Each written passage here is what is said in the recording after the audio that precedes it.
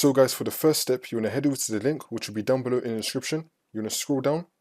We have the 32-bit download and the 64-bit download right here. To know which one you need, you want to head over to search and type in system information.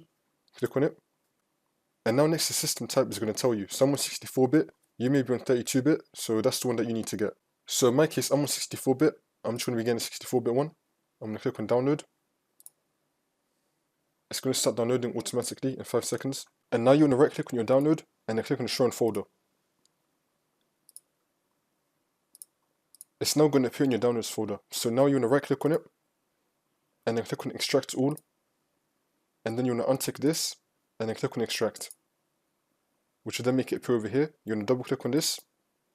And now you want to find the DLL file right here. So now you want to right click on it and then click on copy, or you could just drag it to your desktop and just save it here for later. And then once you've either copied it or you dragged it to your desktop, on the left hand side you want to scroll down and then click on this PC.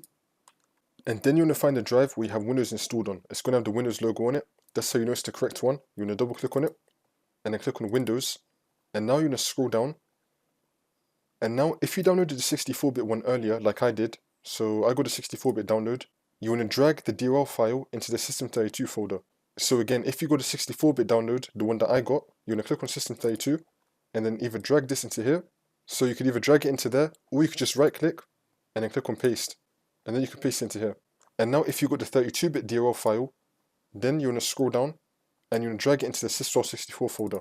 You could either copy and paste it or you could just drag it in. So again, if you got the one that I got, which is a 64-bit one, you want to put that into System32 folder. If you got a 32-bit one, you want to put that into Sys64. And then once you do that, you just want to restore your computer and then the problem should be fixed.